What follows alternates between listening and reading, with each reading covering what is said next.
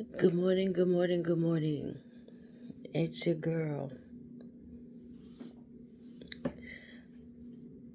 Today is day 3 of the 24-hour care. Um, New people, new agency, and to be honest, I'm already missing the lady that was helping me that I was paying out of pocket.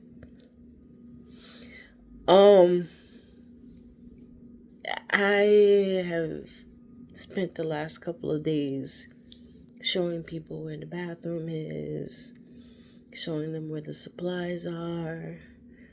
I restocked all the supplies, some from my mom's bedroom, some in the kitchen here, some in the closet, a couple of things in the bathroom. Um, yeah, we've had 1, 2, 3, 4. So far, we've had 4 different people over the past few days. 4 or 5? Wednesday, Thursday, Friday. Yeah, we've had 4 different people because one set of ladies were here yesterday and they're back again today. So we're having the same 2 people yesterday and today, which is not bad. It's nice to have the same faces at least a couple of days in a row. I kind of have to keep my voice down. I mean, one of them is upstairs with mom, but I still have to be careful. The first young lady that came, she was Jamaican, and I thought, okay, she's Jamaican, mom's Jamaican. It might be a little easier transition. She was nice. Don't get me wrong. She was nice. But she was like me. She was a little stern with mom. Not in a bad way, but we're like, no, you need to change. Mommy wasn't having it. And it got to the point where she knocked on my door at almost 2 o'clock in the morning. And she said, your mother will not stay in the bed. And I said, been there, done that. Got t-shirt. So, I had to come downstairs at 2 o'clock in the morning, make a cup of chamomile tea, throw some melatonin in it to get mom to finally calm down. And I know what it was. It's like this new face, and mom don't know her from a can of paint, and don't want to hear nothing she's saying. Mom was nervous. She's trying to get used to these different people. So we finally got her settled, and now another young girl came she came during the day. She came in the evening. Well, she came at 8 a.m. to 8 p.m. So it was this younger girl they sent. And before that, the original person that was supposed to start off the case got into a car accident on her way to our house. So she's been taken off the case because obviously she got no car. She has no transportation. So that's when this whole thing started of different. All of a sudden, it's like completely different people. So anyway, this other young girl comes at 8 in the morning. On Thursday. She comes 8 Thursday? Yeah, no, yeah, 8 in the morning on Thursday. She comes. And I'm looking at her and I'm thinking, she looks really young. Now, I've had aides who are little, like mom was like their first case, and I'm a firm believer in giving people a chance, especially if they're just starting out. Because at the grand scheme of things, mom is not that difficult. And it's actually a good learning experience for someone who maybe has only had one or two cases before. So I don't mind that they're young and they need to kind of cut their teeth on a case. That's fine. As long as they're gentle with my mom, relatively gentle, and they don't yell at her and they don't act funny, I'm fine with a younger person. So this child comes, and I find out when they're switching off, right? I noticed that they didn't brief each other that much. It was just like, "Hey, how you doing? Hey, how you doing?" And I'm like, "You're not telling each other what happened the night before? Like, what if mom had been sick? What if mom wasn't feeling good? What if mom was acting funny? You're not telling your colleague, like, hey, this happened last night. Just keep it in your mind, right?" Well, anyway. So these two girls are switching. They're switching off. And when I say girls, I find out the one that was there Wednesday night she's only 25 years old. I could have sworn she was 40 the way she acted. 25. The girl that was relieving her in the morning was 23.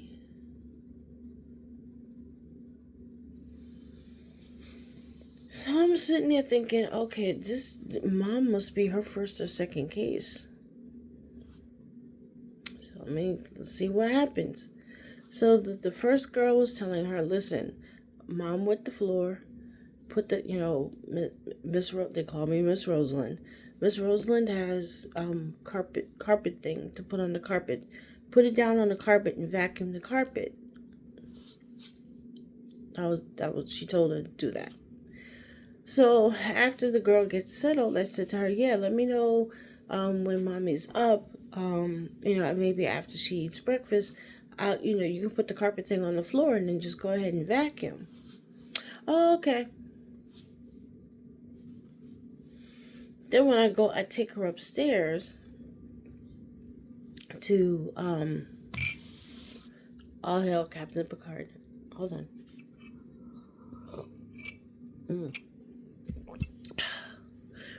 So I take her upstairs and I noticed the commode was not emptied. They're supposed to empty the commode before the end of their shift. They're not supposed to leave a commode with stuff in it for the next person. They're not supposed to do that. So I said to that was like, okay, that wasn't cool. Then, I said, well, she done left, she gone. So it's nothing I can do. So the girl that was for the daytime shift, I show her, I introduce her to my mom still asleep. And I said, yeah, here's the supplies, here's this. If you're running low, you need some more, tell me. I got some in the closet, whatever. Just let me know. Because I have plenty of supplies. I have gloves, I have this, I have that. Oh, okay. So she was in the room with mom for a bit. Then I showed her what to do for breakfast. So she went to take up her breakfast. Then mommy, ate her breakfast and she decided to just go back to sleep for a while. Okay, fine. So I can understand she didn't want to run the vacuum cleaner. I get it. Wait till mommy's like up and about and running around the place and then, run the vacuum cleaner. She didn't empty the commode either. The young chick left the commode all day. I didn't say nothing because A, ain't my job no more. B, I'm like, if you can't notice the smell and check the commode yourself, you need to go back and get retrained.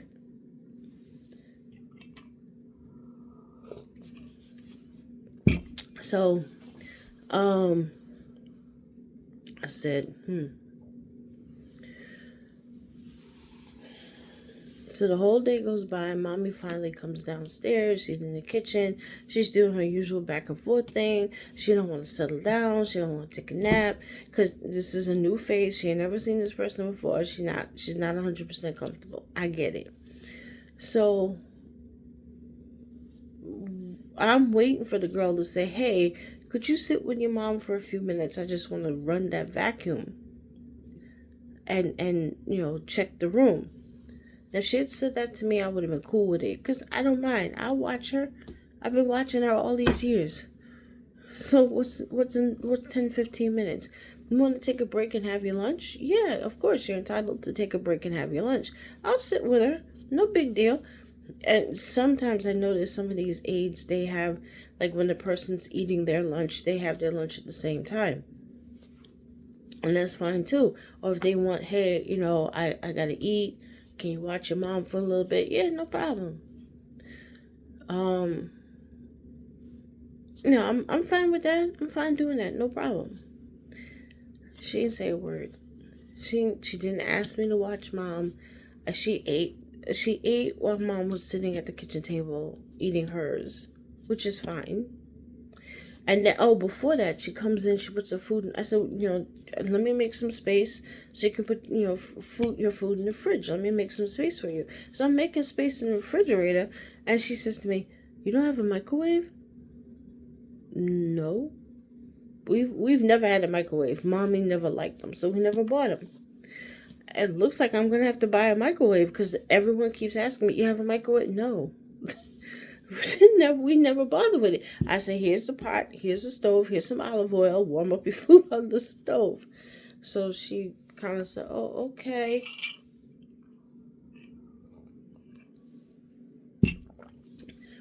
Apparently she had an egg and bacon sandwich. She had to take it apart and warm it up in the pot, and I don't think she was happy about that. But hey, I don't have a microwave. Put it in the toaster oven or warm it up in the pot. Okay. So then comes lunchtime, and we were trying to get mom to come downstairs. So she hadn't decided to come downstairs yet. But, I said, "Go ahead. You want something? Go for it. I don't care."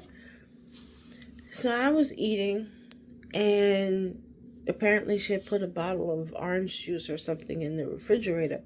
Now, my brother and I split the bottom shelf. I have the left side of the refrigerator. The right side is his. So his drinks, his water bottles. I have the left shelf, the shelf at the very bottom of the fridge that you're supposed to keep vegetables in. And it never works because the vegetables always spoil. Well, the left side is mine. The right drawer is mine. The left drawer is his. So if he has leftovers, he keeps his honey for his tea in there, and we divide it up. So she had put the bottle of orange juice on the right side of the refrigerator. So my brother's like, "Oh, juice," and he took a swig, but I didn't know it at the time. So I'm sitting there eating my lunch. She opens the fridge and she's like, and there was like some missing out of her. And she's like, "Did you take some?" And I looked at it. I said, "No." And I said, "That was probably my brother." I said, "I'm so sorry." I said, "Do you want me to order, when I order dinner, you want me to order you something to drink to replace it?" She's like, "No, it's okay. It's okay." As she turned around, she rolled her eyes. She didn't know I saw her roll her eyes. So I called my brother out, and I said, and she was sitting in the living room because mommy had finally moved downstairs. And I said to him, "Listen, that was not yours. That belonged to the lady." I said, "If you see something in the refrigerator, ask me before you touch it because that wasn't yours." And he's like, "Oh, I'm sorry. Because it was on his side of the refrigerator, so he just assumed I had bought him some. I bought the juice for him. I said, "That's not yours." I said, "Go and tell her you're sorry." And I knew she heard me scolding him. So he went to her and said, "I'm so sorry, miss. I'm so sorry. I thought it was mine. I'm sorry." And she's like, "No, it's okay. It's okay. Don't worry about it." I mean, and he literally took like one swallow out of the bottle, but still, it wasn't his. So I didn't say anything more about it. So later on in the day, she's like, "Do you have any extra bottled water? I forgot to bring mine." I said, "Yeah, you can have, here's a bottle of water. If you want another one, go for it. Just take it out. It's right here in the cabinet. Help yourself. It's okay." I mean, and I felt bad that he took a swig out of her juice bottle. I felt really bad. And I did offer to buy her another. I did offer to, you want me to buy you something? No, it's okay. So anyway, but when she rolled her eyes, I was like, And I've told everyone that's come in, I do give them a heads up. I said, listen, my brother is here. He has autism. He can do a lot of stuff for himself, so you may see him coming in and out of his room or going up and down out of the basement. He will speak to you. He's gonna say hello, but I'm just giving you a heads up, especially the nighttime people. I'm like, listen, he's a night owl. You might hear him watching a movie. He may go to the bathroom in the middle of the night. So don't be scared. It's most likely it's him. So far everyone's been cool with that. And I told this girl that too. I said, listen, he's going to be walking around in and out. So, just so you don't get shocked. So, yeah, but she rolled her eyes. And come 8 p.m. and she's getting ready to go home, she didn't check the commode before she left. The 8 p.m. person came. I went upstairs. I could smell the pee. I don't know why she didn't check the commode. She didn't clean the commode before she left. So I'm not sure if I'm gonna have her back. I had to clean the commode, and then the nighttime lady was like, "She didn't clean the commode?" I said, "Nope." I said the pee's been sitting there all day. She never touched it.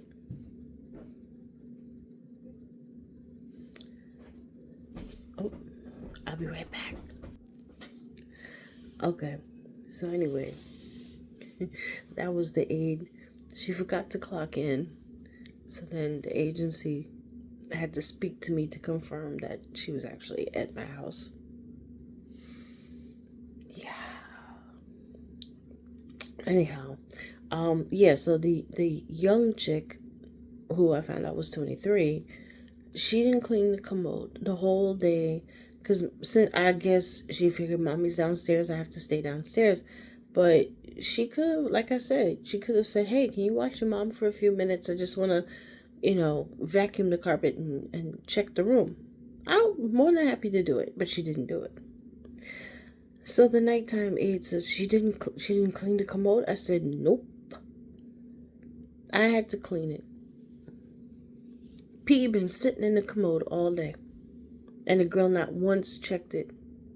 So, and I know that's something that they're supposed to do. At the minimum, they're supposed to check the commode. They're supposed to check the person to see if they need to be changed or whatnot. And they're also supposed to check the commode and put out any trash. At least I think someone told me like 15 minutes before the end of their shift, they're supposed to make sure that the commode is clean and if the person needs to be changed or not. They're supposed to check that. They're not supposed to leave it for the next person. So, ding, I don't think I'm going to have her back. So, as of right now, yesterday and today, we have two of the same ladies.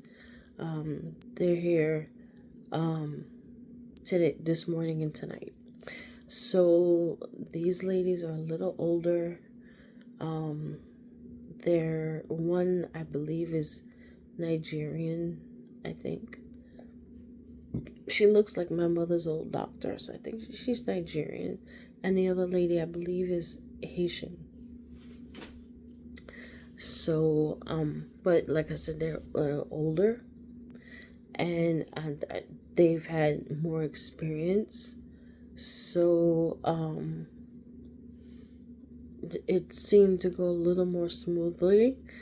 The daytime lady, she's okay, and she also was towards the end of the shift. I could see she was a little not annoyed, but mommy was giving it to her. Mommy was giving it to her. She was giving as good as it gets, and she was pushing that patience. I could tell, and I stepped in a couple of times, like, mommy, take a seat, take a seat, mommy, take a seat, chill out, take a seat. I said, are you hungry? Do you need the bathroom? What do you need? I want to go home. And she going to the front door. I said, we're not going to do that. So I could see this lady's patience was like, you've got to be kidding. But she was okay. She was still very gentle with her, and the other little thing I'm not keen on, she's trying to push her to eat. And I told them all, so mommy's on hospice. She eats what she wants. Sometimes she's going to clean the bowl or clean the cup, whatever you give her. And sometimes she will not. And do not force her to eat. And this lady was kind of pushing her to eat. And mommy, her majesty, if she don't feel like eating anymore, she's going to make it clear she does not want to eat anymore. And she made it clear that she did not want to eat anymore. So, yeah. So yeah, mommy gave some pushback. She gave them some work to do. So that's how it's going so far. And as of now, it's Saturday morning. I threw some things in the laundry, so I'm just waiting for them to finish. And then I'm going to actually go to the store and pick up some stuff. We need some cleaning supplies and things, because now I have more people coming in and out of the house. So that means I have to restock things for the house a lot more. And plus I want to get out of the house. I've been in the house since Wednesday. I haven't left. I can't. My brother had a checkup, but it wasn't urgent, so I canceled that. He had another appointment Wednesday, and I rescheduled it because these first few days I have to be here because they don't really know the house, and they don't know the house. They're just getting to know mom, and mommy's still a little nervous about these people, different people coming in and out. So I have to kind of be there as a buffer, because there was one point she freaked out a little bit, and I had to be in the bedroom with her just to let her know she was okay. And so I know she's still trying to transition to this thing too. So yeah. So that's how it's going. I didn't really sleep until, the first night I didn't sleep much because the girl had to knock on my door. Mom was giving her hell. So I didn't sleep much that night. The second night, that was Friday night, I slept a little bit. So my body was still like tired out, as though I was up with her myself. And then last night I slept okay. I woke up like at 4, I think, to use the bathroom, and then instead of just laying back down in the bed, I started doom scrolling. Because at this point, like, my body's almost conditioned to just be up. So I just up for a bit, and I'm like, oh, wait a minute, somebody's in there with her. And I forced myself to lay back down. I still have to get up at 6:30 in the morning because these ladies switch at 8, and they don't play. They really switch at 8 o'clock. Ooh. So I have to be up way before 8, so that I'm dressed and looking relatively decent to let the person in. So nobody's getting keys to the house, not for a while. No one's getting a key to the house for at least 2-3 months. And I have to feel 100% comfortable before I give anyone a key. And so we'll see. We'll see how it goes. But yeah, man.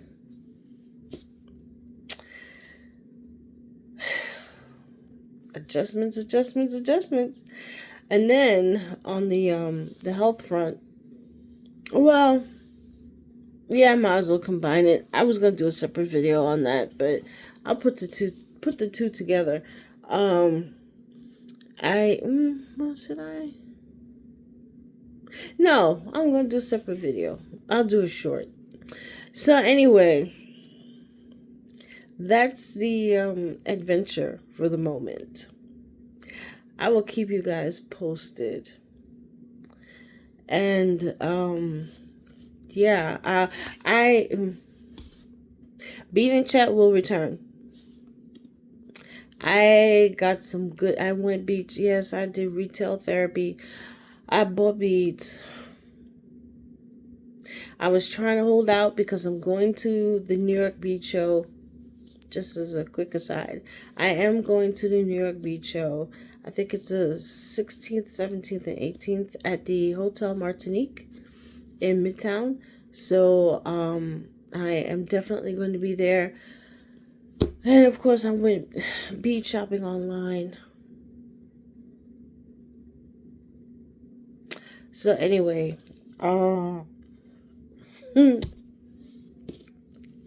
yeah, but I got a bunch that came in, and I'm excited. So I'm gonna do unboxings for those, and maybe a project. So we shall see. But definitely, Beat in Chat will be back soon. Now that I have someone overnight on the weekends, I can get back to that again. So yeah, so I'm going to do a short in a little bit regarding my chemo life, and it'll be short because it's just a brief update. But yeah, so I'll catch you guys in the next one. Enjoy your weekend. Peace.